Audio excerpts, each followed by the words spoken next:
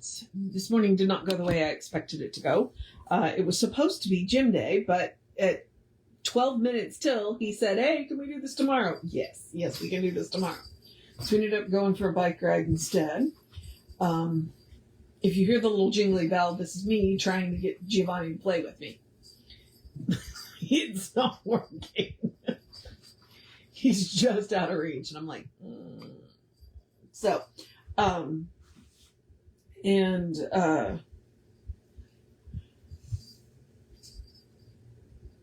was about to say something else, and now I don't remember what I was going to say.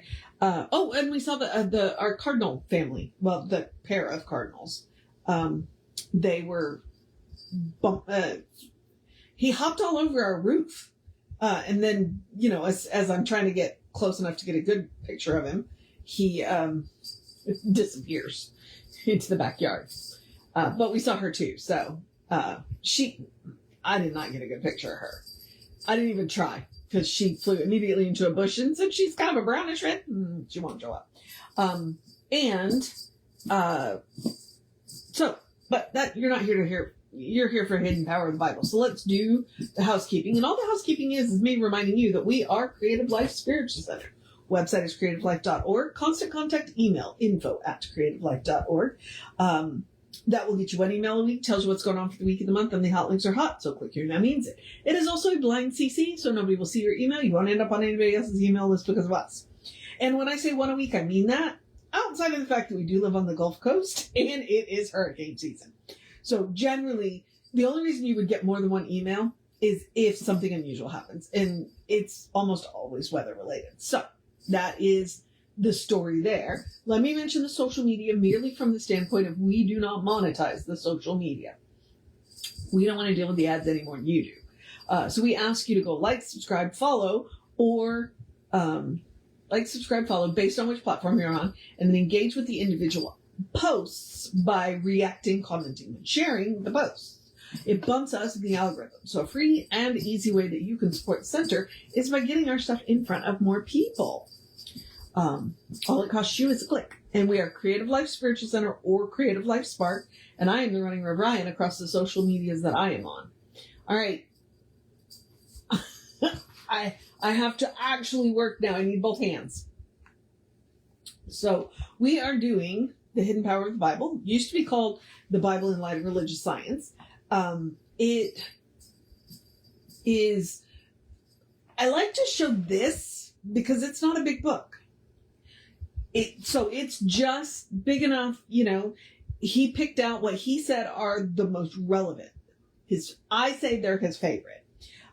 We are working our way through, I think, Matthew 10. Yeah. Matthew 10. We're going to finish up Matthew 10 today because it's two pretty short ones and then one decent sized article. And he's focusing a lot on the teachings of Jesus, which makes sense because he did a little bit, he did touch the creation story, and then he talked about Moses, the lawgiver, right? And then Jesus is the love teacher. So that's what he is focused on. And today, the first one is nothing can be hidden. So in saying there is nothing covered that shall not be revealed and hid that shall not be known, Jesus was referring to the law of cause and effect that is immutable. To the mind which knows all, there are no secrets, and from the all-seeing eye, nothing is hidden. When we seek to cover things, we are but attempting to put a lid over an energy which will not be suppressed. The cosmic ear hears everything, the eternal mind knows all things, and the law of cause and effect brings everything to pass in its time. A normal life is one in which has nothing to conceal, but which is lived with spontaneous open-mindedness and complete receptivity to the good. So, the thing about the law of cause and effect is, it's like the law of karma. Everybody thinks karma is just bad. It's not. Karma is good and bad. It's the law of cause and effect. And what happens is we want to see people who do bad things get their comeuppance in real time. And it doesn't work that way. Unfortunately, it does not work that way. So we just have to trust the process. But I like that he says, nothing to conceal, and which is lived with spontaneous open-mindedness and complete receptivity to good. One of the reasons why, I learned a long time ago, lying is not worth the effort. Lying is not worth the effort because then I spend way too much energy trying to keep my story straight. So it's just not worth the effort. So I just don't bother to do it. Because it is not worth the effort. Everything eventually comes out. So why bother? I only have so much energy. I'm not going to waste it trying to keep track of lies. It's just not worth it. So, so I like the spontaneous open-mindedness. Because if I'm not busy keeping track of stories, then I can be spontaneous. Because I don't have to worry about who I told what. Okay, now the next one is a person's foes. And a person's foes shall be they of their own household. At which point he immediately says there are no enemies external to our own mind. Okay?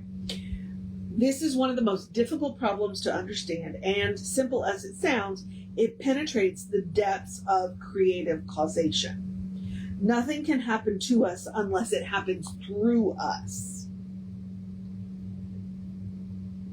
That which we refuse to accept to us cannot be, and that which to us is cannot help becoming reality.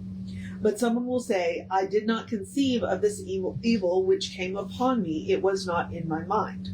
The question then arises, can any particular evil be real to one if they refuse to entertain it in their thoughts?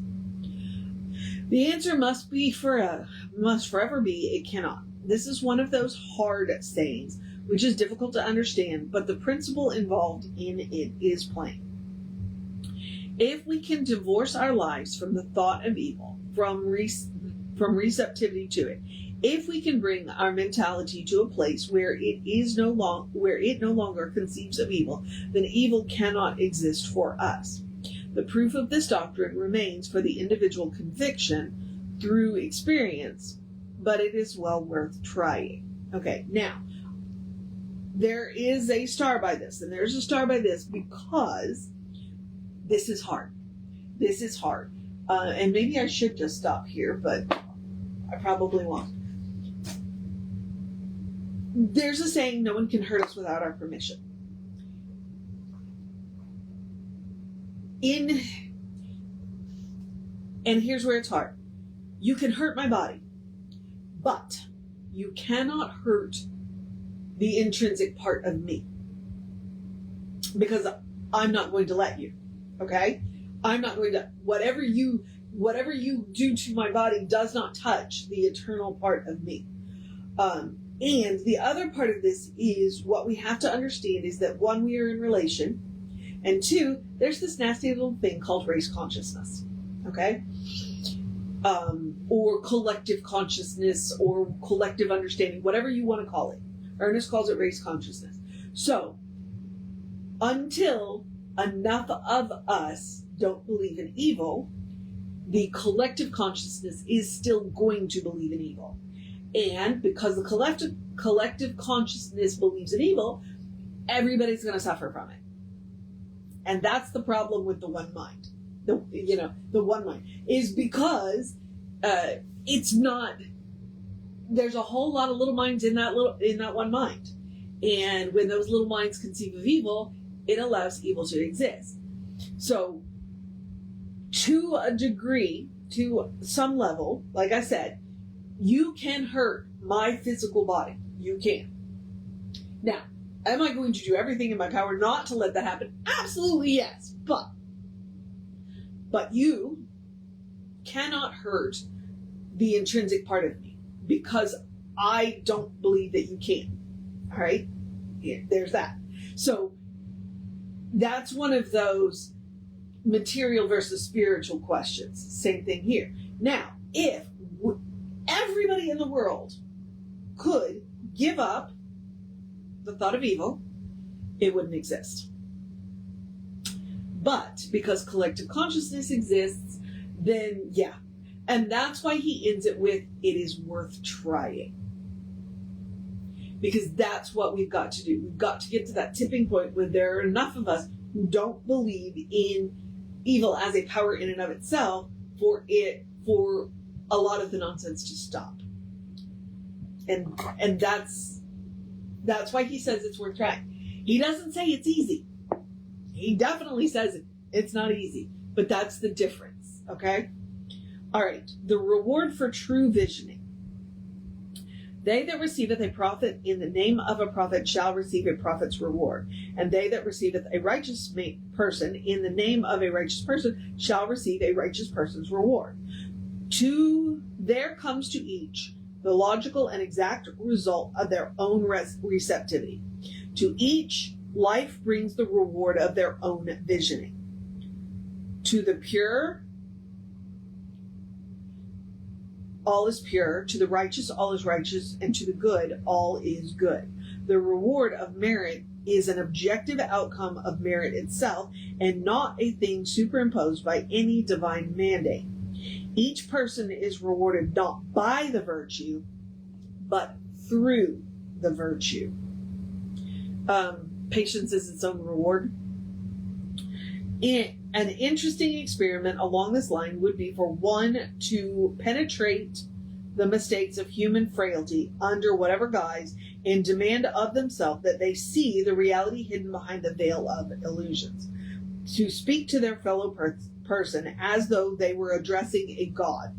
To overlook the lie and see the truth. To behold a perfect image hidden in the form of clay. Who knows what such visioning might bring forth?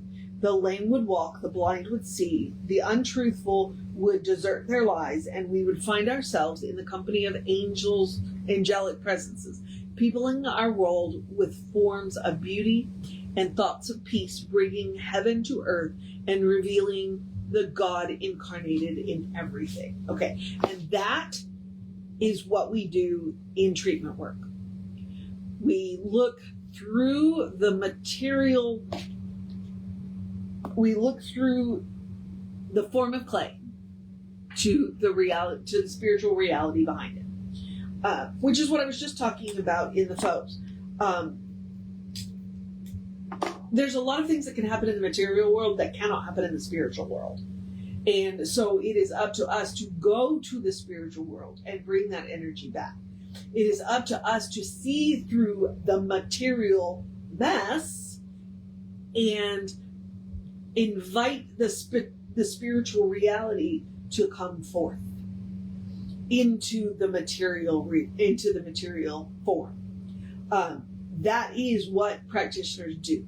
That is the purpose of treatment. The purpose of treatment is to align with the spiritual reality and invite that into the material form.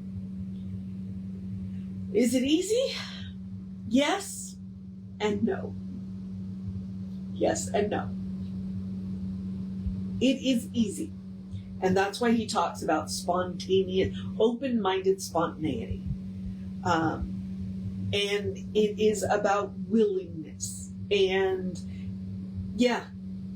And about remembering that it's not our willpower, but the fact that we are using something greater than us. And allowing something greater than us to flow through us. It doesn't happen to us, it happens through us. And on that note, I'm going to wrap this up. And we will tackle Matthew 11 tomorrow. They weren't easy today. They were not easy today. But they're true. So, all right, beloveds. Take care of yourself. Know that you are loved. And I will see you. Oh, hang on. I'm going to encourage you to have a great day, a wondrous day, a fantastic day, a magical day, an enchanted day, a wonderful day, an awesome day, an amazing day. A drink plenty of water day, a be aware of the heat day, a stay out of the direct sunlight between 10 and 6 day, air conditioning thing. Make sure you make time to sit down and rest day, a do what you got to do day, a you got this day, a let's take care of business day, a good day. And if that is too much pressure, simply have a day. You are enough, just as you are. You are a beloved expression of the divine. You are a brilliant light, divine spark, spirit in motion, God in action. An absolutely beautiful masterpiece and a work in progress at the same time at your own pace. And, as Reverend Jesse likes to call us, you are a godly. So explore the truth of your being. Get to know who the divine knows you to be, because the divine knows you to be good. From there, anything is possible. Anything at all is possible. All right. Reverend David should be on sometime this afternoon after 5. Danielle's been back doing the midweek meditation, so you should see her sometime today in maybe the 11 hour. And then I will be back with you in that 9:15 hour tomorrow. Take care of yourself. Know that you are loved, and I will see you next time.